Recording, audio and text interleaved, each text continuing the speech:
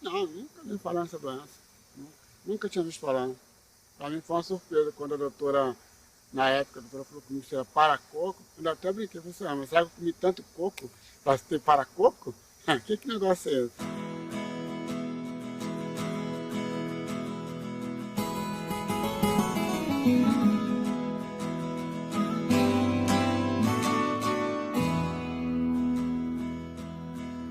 Na roça, a primeira coisa que a roça pensa é assim, isso é câncer, não tem jeito.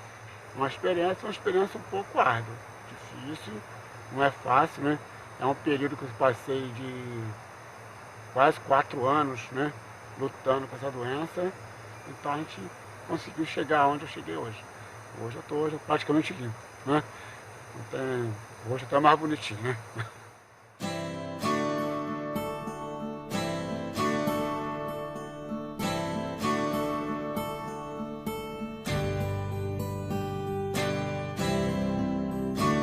Paracoccidioide-micose, também chamada de paracoco, é uma doença sistêmica, isto é, qualquer órgão ou sistema do organismo pode ser atingido.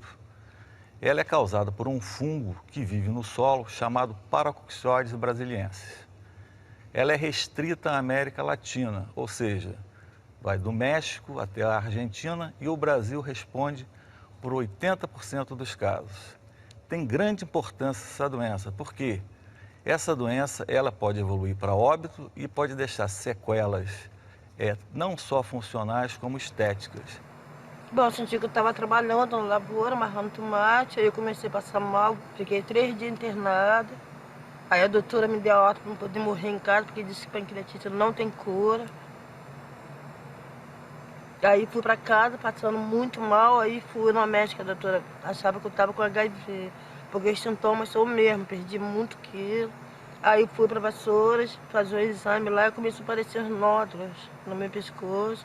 Aí depois comecei a muito ferida no meu corpo, na cabeça, no olho. Aí depois comecei a tomar o itraconazol, as feridas já foram cicatrizando, os nódulos foram sumindo. Aí eu fui começando a engordar um pouquinho. Trabalhava debaixo de sol, debaixo de chuva, aí passava remédio no tomate, isso eu já não posso fazer mais. E também para mim foi ter bom que agora eu tô curtindo meus netinhos. O homem adquire a infecção ao trabalhar a terra, porque ele revolve a terra, gera poeira e inalando, respirando essa poeira, o fungo está no meio disso, ele atinge o pulmão, né? E a partir dos pulmões pode atingir vários outros locais do corpo. Não se conhece transmissão entre humanos, a doença não pega de uma pessoa para outra, e nem de pessoa para animal, nem de animal eventualmente infectado atinge humanos. Trabalho auxiliar de serviços gerais, ou melhor dizendo, plantação de eucalipto, serviço agricultura, no mato. Primeiro prepara o terreno, limpa, capina, roça, taca fogo, depois o corte, quando eles já estão numa fase adulta.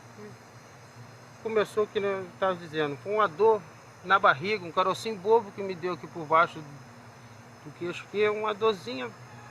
Aí parei um dia, porque eu fui até o médico, aí fazendo os exames aqui, que eu descobri o que era essa doença, a paracoco. Essa doença tem basicamente duas formas. A paracoccidioidomicose tipo adulto e a paracoccidioidomicose tipo juvenil. A paracoccidioidomicose tipo adulto, ela acomete principalmente homens em idade produtiva. E a juvenil, crianças e adultos jovens. Mas ela vai até mais ou menos 10% do caso. 90% dos casos são do tipo adulto. Eu cheguei a trabalhar com lavoura uma vez, só que eu pego de tudo, não tem trabalho fixo. Que aparecer esse tipo bico eu faço. Pego praticamente tudo. Começou a sair tipo uns nódulos no corpo, pescoço, axila, virilha. Aí foi brotando do nada. Aí eu fui no médico pra ver, né? Aí me encaminharam lá pra baixo pro Fiocruz. Aí lá que fizeram o biópsia lá e deu que era paracoco, o nome da doença. Então é uma doença muito longa, é uma doença incapacitante, sequelante, que nós temos que ter pessoal treinado, uma equipe treinada, uma unidade assistencial responsabilizada pela sua assistência, temos que ter os recursos diagnósticos. Ora, nós podemos ter sorologia disponível em todo o Brasil, em todas as unidades que se fizerem necessárias, como também um exame histopatológico, pessoal preparado para fazer, pessoal de laboratório treinado para fazer um exame micológico. A coleta pode ser simples, a leitura pode ser simples, mas precisa ter um treinamento para que isso possa ser feito.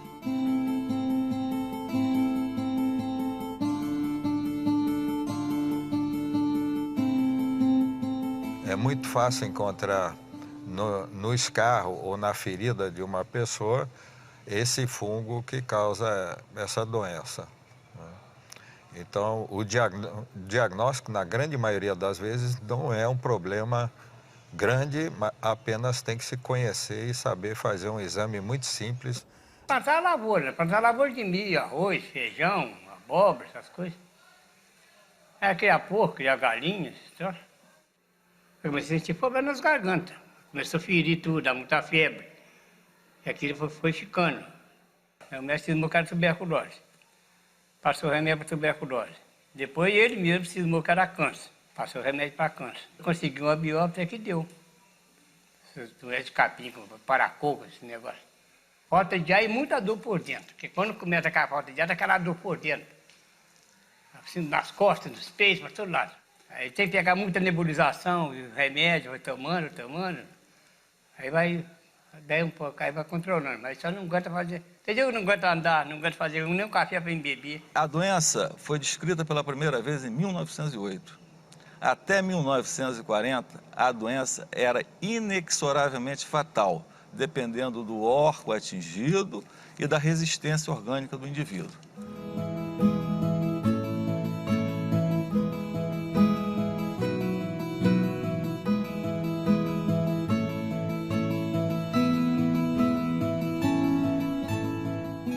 A população não infelizmente, ainda não é bem informada quanto à doença, né? Como não faz parte da lista de notificação compulsória, os próprios profissionais, às vezes, ficam em dúvida no diagnóstico e aí a gente tem por hábito encaminhar para a Fiocruz, quando a gente não consegue tratar aqui. Em alguns casos, a gente até acompanha aqui.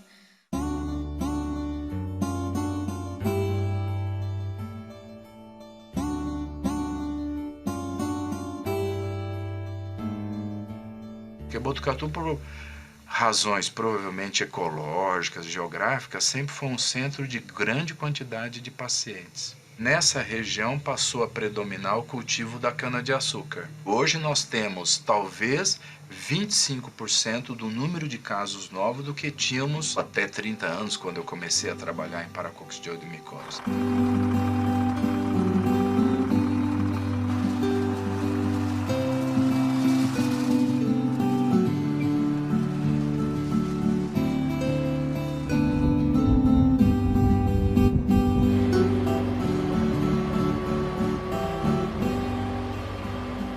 Paracoccidioide micose para o paciente recebe o nome popular de micose do capim, porque eles acreditam que é o hábito de ficar mastigando o capim ou utilizando gravetos para palitar os dentes que poderia ser a fonte do contágio.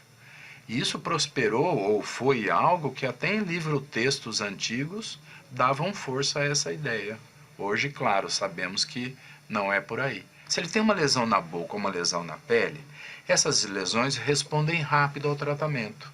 Um mês e meio cicatrizam e ele pensa que está curado. Portanto, uma das coisas que eu faço, e como a maioria deles tem comprometimento pulmonar, é colocar a chapa dele aí no negatoscópico, a radiografia do tórax, e mostrar para ele, ó, não é porque cicatrizou a boca que está curado, tem que cicatrizar o pulmão também. Minha mãe, o nome dela é Rick, eu sou Egawa, tem 92 anos, veio do Japão com 9 anos, trabalhou na lavoura até os 20. E nós descobrimos que ela tinha essa doença.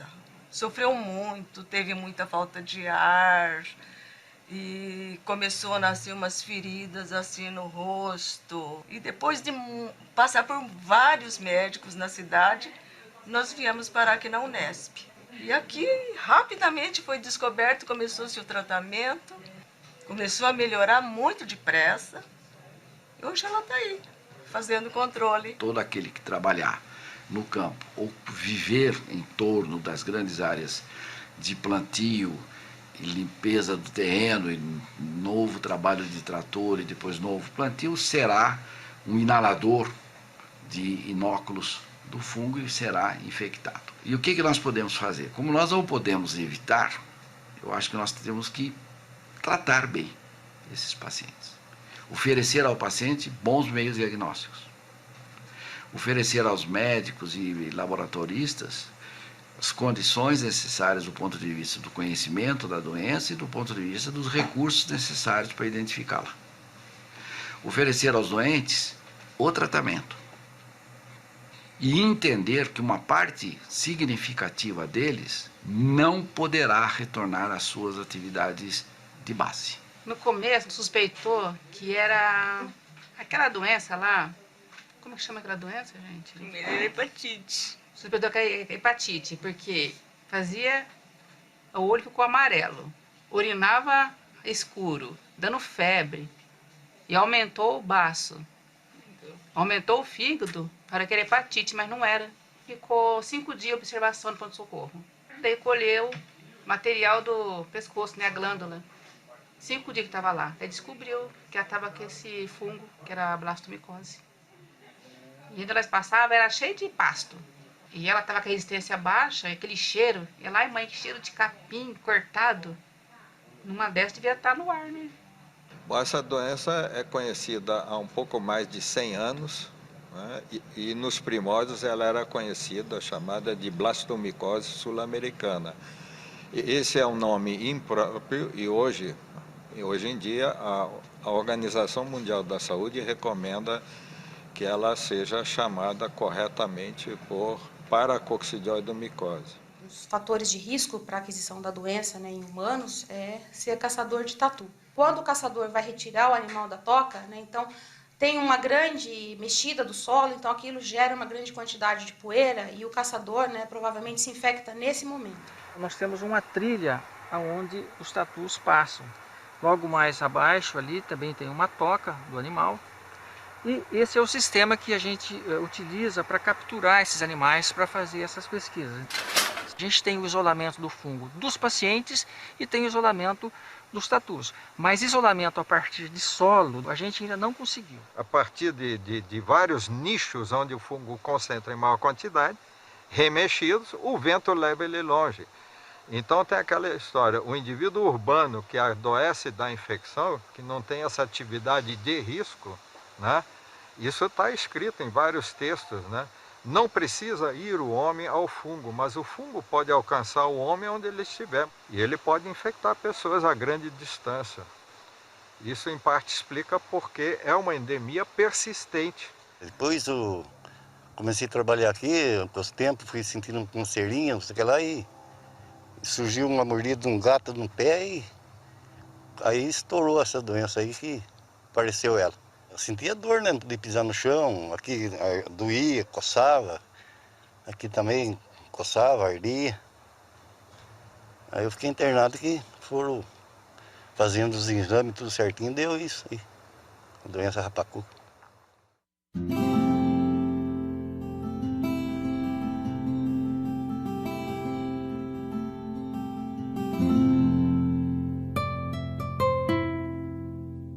O Paraná foi pioneiro, elaborando todo um protocolo de enfrentamento, de organização dessa atenção em 2002. Mas, no nosso modo de entender, nos anos subsequentes, não houve uma consolidação desse enfrentamento. Nos últimos 2 anos, ela apresentou uma diminuição, só que isso precisa ser melhor investigado. Ou por substituição das práticas agrícolas, ou então se é uma subnotificação. Importante que todos os estados se unam, o próprio Ministério da Saúde, para que a gente tome ações efetivas de enfrentamento em caráter nacional. A gente tem, comparando, a gente tem muito pouco paciente portador de paracoccidioidomicose, porém é uma doença que está em 8º lugar em termos de mortalidade por doenças crônicas. Os pacientes portadores tenham acesso ao diagnóstico, ao tratamento, à atenção que tem outras doenças, entendeu? Porque ela realmente é importante. É uma micose brasileira, então eu acho que ela tem que ser vista dessa forma. A capital do Piauí é a única que não se localiza no litoral e, por isso, há um acesso relativamente fácil das populações do interior do país. Então, apesar da gente não ter casos autóctones, a gente tem internado ao longo dos últimos 20 anos muitos pacientes com paracoccidioidomicose. A paracoxe, ou a paracoco, ou a PCM, né, como ela é conhecida, ou a PB-micose, são os nomes mais utilizados atualmente no Brasil, é uma doença centenária descoberta em São Paulo pelo Dr. Adolfo Lutz, e a principal micose sistêmica endêmica no Brasil e na América do Sul. Estima-se que haja aproximadamente 4 milhões de indivíduos infectados e a gente não sabe bem quantos desses adoecem. Ela é uma doença que, sem tratamento, a evolução natural dela é para óbito. E ao contrário, se você diagnostica precocemente e trata adequadamente, você salva o paciente. Dor eu não sentia, eu comecei só a emagrecer. Daí eu tinha tosse porque eu fumava. Essa doença diz que eu já peguei, assim, bem pequena, sabe? Na infância eu peguei. E só foi agora se manifestar agora na menopausa. Comecei a tomar o remédio, daí achei que tinha que parar de fumar também para ajudar. Daí já parei de fumar e, graças a Deus, eu estou bem. O Paraná foi a última fronteira agrícola da região sul, na década de 50. Havia uma intensa atividade agrícola, com o deflorestamento do estado, corte da mata dos pinhais e substituição por lavouras, principalmente do café. A cultura do café foi importante na transmissão da paracoccidioidomicose, assim como outras lavouras, algodão, milho, fumo. Mas muitas dessas culturas hoje estão mecanizadas. Enviado pelo posto de saúde, né? E do dentista que fizeram essa biópsia, daí eu cheguei aqui que por intermédio dos exames que descobri. Falou que é um fungo, que é vindo da lavoura, né? Que vem do capim, vem não sei lá da onde, né? E que ele pode atacar principalmente os pulmões, né? Mas eu trabalhei esses últimos 20 anos com construção civil, né? Nós trabalhei na lavoura quase 50 anos, né?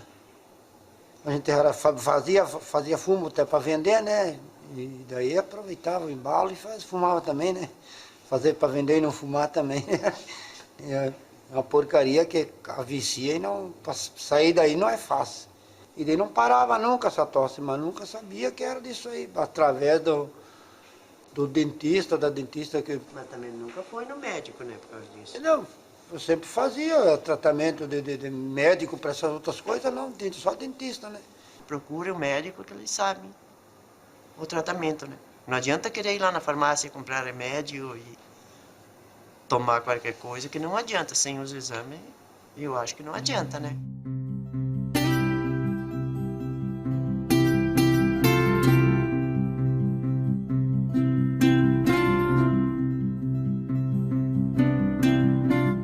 Acho que Rondônia viveu alguns movimentos migratórios na construção do Estado e um deles aconteceu na década de 80. A população, principalmente migrante do sul do país, do Paraná, Santa Catarina, Rio Grande do Sul, atraídos por projetos de colonização agropecuária, principalmente a agricultura e a lavoura de café que se instalou na década de 80. No fim dos anos 90 até os tempos atuais, a gente tem o resultado desse movimento migratório, do contato com a lavoura e a infecção pelo fungo na época, levando ao adoecimento quase 20 anos depois, então o aparecimento de doentes que a gente vê até hoje. O paciente que chega aqui para a gente no centro de referência geralmente tem mais de 6 meses de história de início de doença. Quanto mais tempo ele demora para descobrir o que tem e iniciar o tratamento, maior o comprometimento, tanto eventualmente do pulmão ou de outros órgãos. Né? Começou a toinha mesmo, mas tá Pereba bem pequenininho, foi aumentando, foi aumentando. Eu trabalho de pedreiro, eu trabalho de carpinteiro, eu servo de motosserra, faço cerca, faço curral, eu tiro leite. Um chama paracoco, outro chama fungo. Aí eu já pelejei, já fui no INSS já bem umas 3 vezes, para isso eu pelo menos procuro me encostar, né, porque eu sinto muita falta de ar, mas só dá recusado. O paracoco é todos os dias, sejam pacientes que estão em segmento, sejam casos novos, né, estão sempre chegando, e eu diria que é a endemia que eu mais vejo. E olha que eu já fiz toda a infectologia do município, descentralizar. Eu acho que fazer com que a atenção básica fosse capaz de detectar mais casos, levar a assistência mais próxima possível do usuário, né?